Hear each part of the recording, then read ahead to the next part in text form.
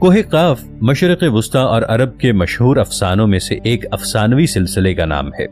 اسلامی روایات کے مطابق کوہ قاف کو جنوں کا وطن کہا جاتا ہے، جسے اللہ تعالیٰ نے چمکتے زمرد سے بنایا ہے، جبکہ ایرانی روایتوں کے مطابق یہ علاقہ شمالی قفقاز کے علاقوں میں تھا، اور اس علاقے کو آج تک کوئی انسانی حکومت حاصل نہیں کر سکی اور نہ ہی کوئی انسان اس پر قبضہ کر سکا، کیونکہ یہ پہاڑی سلسلے اسرار میں ڈھکے ہوئے تھے۔ کوہ قاف دراصل ایک پہاڑی سلسلہ ہے۔ اسے زمین کا سب سے دور دراز مقام کہا جاتا ہے، جو داستانوں میں زرتشت کی زمین اور سی مرغ نامی ایک پرندے کی وجہ سے مشہور ہے۔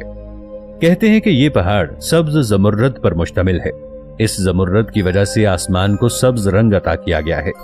کوہ قاف کو جنوں کا شہر بھی کہا جاتا تھا، جہاں قدیم زمانے میں جنات نے بہت سی حکومتوں کو قائم کیا تھا۔ امام لکھتے ہیں کہ کوہ قاف کئی علاقوں میں تقسیم ہے، جس میں 70 زمین چاندی اور 70 زمینیں سونے کی ہیں، جبکہ 70 مشک کی۔ عربی کتابوں کے مطابق کوہ قاف چند پہاڑی سلسلوں میں سب سے اونچا پہاڑی سلسلہ ہے، جو اللہ تعالیٰ کی طرف سے زمین کو سہارا دینے کے لیے بنایا گیا تھا، اور اس دنیا میں جتنے بھی پہاڑی سلسلے ہیں ان سب کی شاخیں زیر زمین کوہ قاف سے جڑی ہوئی ہیں۔ اس طرح کوہ قاف زمین کا سب سے بڑا پہاڑ ہے اور یہ تمام پہاڑی سلسلوں کا مرکز ہے۔ 13ویں صدی میں زکریہ القصوی نے عجائب المخلوقات و غرائب الموجودات نامی ایک کتاب لکھی تھی، جس میں انہوں نے لکھا کہ کاسمولوجی کے مطابق آسمان کو خدا نے تھام رکھا ہے تاکہ آسمان زمین پر نہ گر پڑے۔ زمین کے چاروں طرف سے پہاڑوں کا ایک طویل سلسلہ ہے۔ اس سلسلے میں قاف کا پہاڑ بھی شامل ہے، جو زمین کو اپنی جگہ پر قائم رکھتا ہے۔ اسی طرح مشہور صوفی بزرگ جلال الدین رومی نے اپنی تحریروں میں کوہ قاف کا ذکر کچھ یوں کیا ہے کہ طاقتور سکندر بادشاہ ذوالقرنین نے آب حیات کی تلاش میں مشرق کا سفر کیا۔ اس سفر کے دوران آپ کوہ قاف تک جا پہنچے تھے تو آپ نے دیکھا کہ وہاں پر فرشتہ اسرافیل قیامت کے دن سور پھونکنے کا انتظار کر رہا تھا، اور اس بات کے متعلق ایک اور روایت بھی بیان کی جاتی ہے کہ حضرت ابن عباس رضی اللہ عنہ فرماتے ہیں کہ حضرت محمد صلی اللہ علیہ وآلہ وسلم ہمارے پاس تشریف لائے جبکہ ہم مسجد نبوی میں ایک دائرے کی شکل میں بیٹھے ہوئے تھے۔ آپ صلی اللہ علیہ وسلم نے ہم سے ارشاد فرمایا کہ آپ کیا کر رہے ہیں؟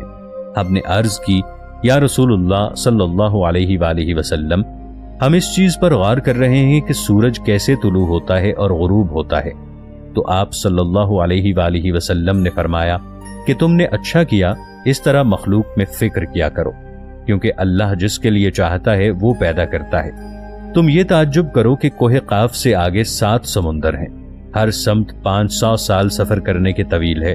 اس سے آگے 7 زمینیں بھی ہیں جن کا نور وہاں کے رہنے والے لوگوں کے لیے چمکتا ہے۔ اس کوہ قاف کے آگے 17,000 مخلوقات ہیں جو عورتیں ہیں، ان کو پرندوں کی شکل میں پیدا کیا گیا ہے۔ اس کا بچہ پیدا ہوتے ہی ہوا میں اڑنے لگتا ہے، اور یہ اللہ کی تسبیح سے 1 سیکنڈ کے لیے بھی غافل نہیں ہوتے۔ ان کا کھانا بھی ہوا ہے، ان کا پینا بھی ہوا ہے، ان کا لباس برتن بھی ہوا کے ہیں۔ وہ یہ نہیں جانتے کہ اللہ تعالیٰ نے حضرت آدم علیہ السلام یا ابلیس کو پیدا کیا ہے، اور نہ ہی ابلیس کی اولاد کو جانتے ہیں۔ اللہ تعالیٰ نے کوہ قاف کو دنیا کی جلد کے طور پر پیدا فرمایا۔ یہ ساری دنیا اس پہاڑ کے درمیان ایسے موجود ہے جیسے کوئی انگلی۔ کوئی انسان وہاں نہیں پہنچ سکتا، کیونکہ وہاں پہنچنے کے لیے 4 مہینے اندھیرے سے گزرنا پڑے گا۔ یہ وہ پہاڑ ہے جہاں کوئی سورج اور چاند نہیں ہے، حتیٰ کہ یہ سورج اور چاند کو بھی نہیں جانتے کہ اللہ تعالیٰ نے ان کو تخلیق کیا ہے۔ جو روشنی ان تک پہنچتی ہے وہ کاف پہاڑ کی روشنی ہے۔ وہاں موجود لوگ جڑی بوٹیاں کھاتے ہیں اور ان کے جسم پر کوئی کپڑا نہیں ہوتا۔ کوئی بھی شخص آج تک یہاں نہیں پہنچ سکا۔ کیا یہ وادی واقعی جنوں کا دیس ہے یا کسی اور دنیا میں جانے کا کوئی پراسرار راستہ ہے؟ صحابہ کرام نے پوچھا، یا رسول اللہ صلی اللہ علیہ وآلہ وسلم، کیا وہ لوگ فرشتے ہیں؟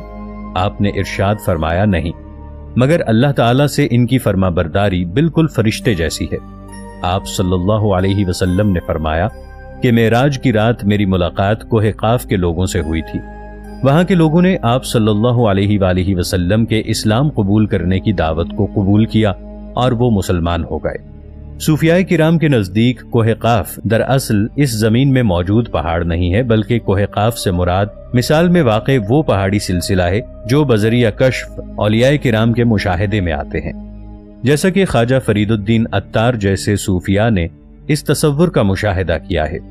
طریقت میں کوہ قاف کو شعور کا ایک دائرہ اور مرید کا حق سمجھا جاتا ہے۔ اسے پا کر بندہ فنا فی اللہ کے درجے تک پہنچتا ہے۔ بہت سے لوگوں کا ماننا ہے کہ یہ لفظ کسی چیز کے مرکز کو ظاہر کرتا ہے، اور یہ لفظ اتنا مقدس ہے کہ قرآن مجید کی پوری ایک سورت کا نام سورہ قاف ہے، جس کا کاف پہاڑ کی طرف اشارہ ہے۔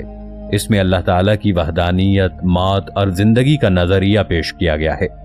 جغرافیائی اعتبار سے کوہ کاف اس زمین میں کہاں موجود ہے، اس بارے میں مختلف نظریات پیش کیے جاتے ہیں۔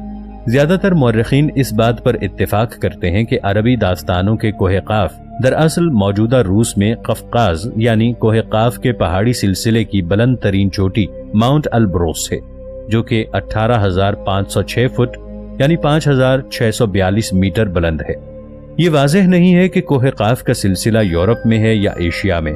کوہ قاف کے دامن میں واقع چچنیا کی چھوٹی سی جمہوریت، جس کا رقبہ 15,000 مربع کلومیٹر ہے اور آبادی 10 لاکھ سے بھی کم ہے، کوہ قاف کا یہ علاقہ 16ویں صدی سے صفوی ایران، سلطنت عثمانیہ اور روس کے درمیان کشمکش اور معرکوں کا مرکز رہا ہے۔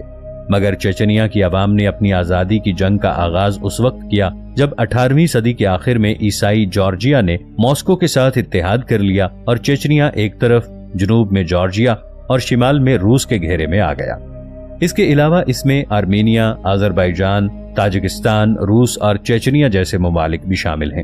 یہ علاقہ قدرتی حسن سے مالا مال ہے، جہاں جانوروں اور پرندوں کی بے شمار اقسام پائی جاتی ہیں۔ قفقاز کا پہاڑی سلسلہ شمالی قفقاز اور ماورا قفقاز میں تقسیم کر دیا گیا ہے۔ شمالی قفقاز روس کی ایک سرزمین ہے، جبکہ ماورا قفقاز میں خود مختار ریاستیں جارجیا، آرمینیا اور آذربائیجان واقع ہیں۔ اس کے پہاڑ کافی ڈھلوان ہیں۔ اس پہاڑی سلسلے میں 5,000 میٹر سے زیادہ لمبے چند پہاڑ ہیں۔